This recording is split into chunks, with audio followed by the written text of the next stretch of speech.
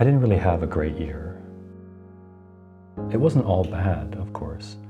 There was a 4-month period that was just amazing, but sadly, I kinda ended up back where I started.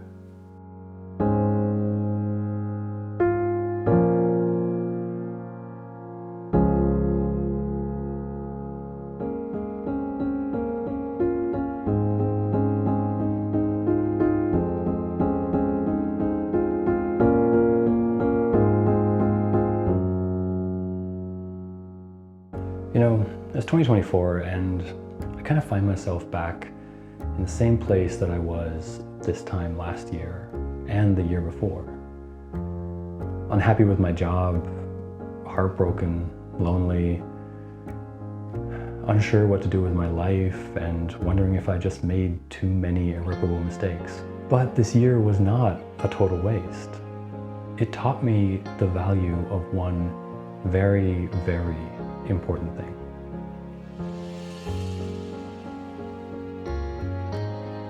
It's funny how you need to be optimistic in the worst times of your life to get through it. I have to literally tell myself that things are going to work out because there's no other way that I'd believe it.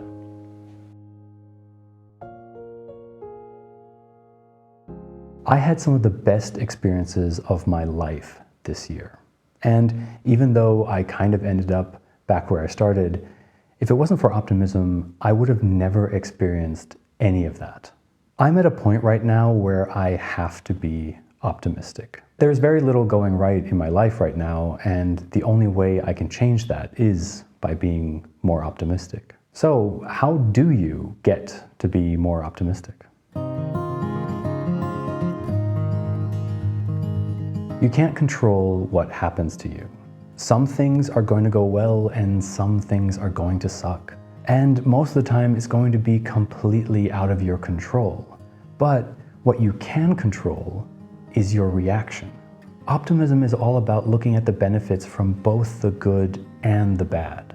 The benefits of the good are pretty self-explanatory. I'm feeling good, so what can I do to keep this up? On the negative side, I could think about all the mistakes that I've made in my life and dwell on them. Or I could analyze those decisions that I made and learn from them so that I don't make those same mistakes again in the future.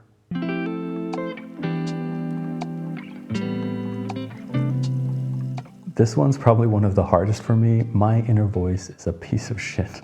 Get dumped, you're unworthy of love, and you'll never have a family. Rejections from every job application so far, you're not good enough to have a job. People ignore you at a social event, you are an unlikable person, and everyone hates you.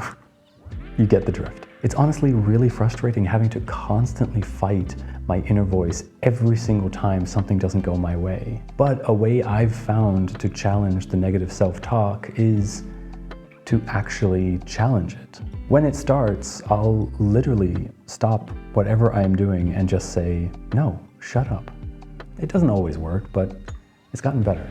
The best way to fight this is to advocate for yourself. When I get a rejection from a job application, I tell myself that it just wasn't the right fit. It has nothing to do with me personally, and I will find something else. Just think about what you would do if your best friend got rejected from a job or broken up with. You wouldn't put them down, so why are you doing it to yourself? We are genetically predisposed to focus on the negatives. That's what has kept our species alive. Negative meant danger, and danger meant death. But now, a lot of the negatives in our lives are things we can't control, or just don't mean life or death anymore. But our brains are still wired to remind us of all the bad things that have happened. This is where you can do things like a gratitude journal. Taking a moment at the end of the day to reflect on the good things that have happened to you will make you appreciate them more. And I've noticed that knowing that you're going to write a gratitude journal at the end of the day pushes you to look for more positive things during the day. I have an app where I write a quick summary of my day before I go to bed, and I always add one line of something good that happened that day. A lot of my days recently have been spent at home, alone, sitting in front of the computer, just working. So sometimes my gratitude entries are not that amazing, but I have found that on the worst days, it's so helpful to spend that time and think about your day and find something that was positive.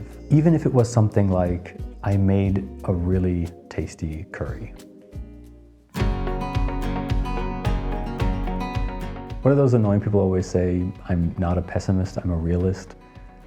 I am one of those people, or at least I used to be. Optimism isn't head in the sky, everything's perfect, we're always happy, la la la, the world isn't burning. No. Optimism is knowing that the negatives in life, the challenges and setbacks you're facing, are just temporary and that you'll get through it. A true optimist would never save money for a rainy day because in their mind, there are no rainy days. But a realistic optimist will consider what could happen and prepare appropriately. As I said before, negative things will happen to you, sometimes through no fault of your own. So it's better to be prepared, optimistically. I'm struggling with this a little because I'm very unrealistically optimistic about something that I want. I am prepared if things don't go my way, but at the same time, I need to be a little bit unrealistically optimistic, or else it's never going to happen. Let's see. So much of life is a cycle, and if you let it, it will default to pessimism.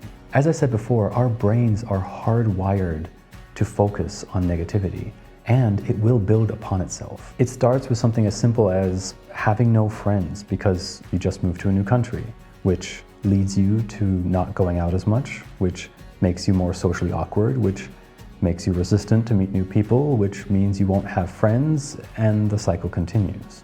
Actually, what is a depression spiral other than a cycle that just keeps going down?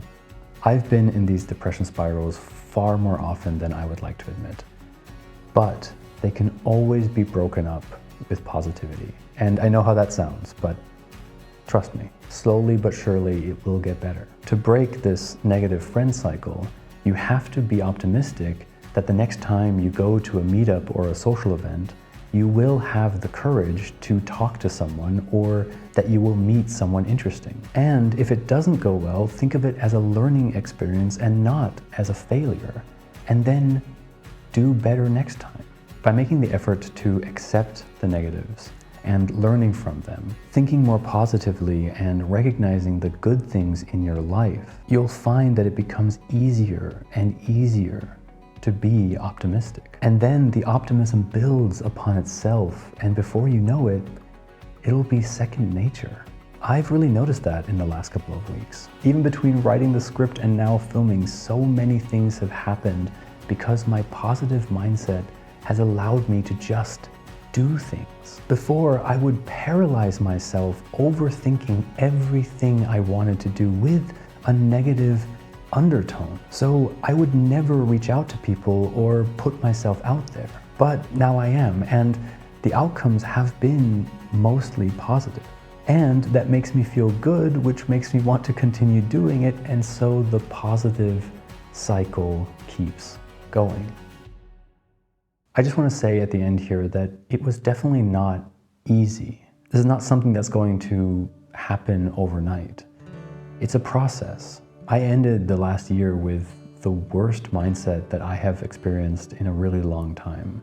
I have been struggling with this for at least 2 years, and it's only been the last half a month, maybe 3 weeks, that I've actually gotten better at this. And the way that I've been able to do it is by doing something small every single day, be it the gratitude journal or sending out those applications, just so that every day I'm pushing that positivity cycle. I've personally just found that being more positive and not always thinking about the worst case scenario has really, really helped me in working towards the goals and dreams that I have. So that's why I wanted to share. And yeah, that's it. I really hope that these habits can bring a little bit more positivity into your life like they have to mine. And if you have any other methods that you use to be more optimistic, I'd love to hear about them in the comments. Thanks for watching. I hope you have an amazing 2024. I'll see you next week. Peace.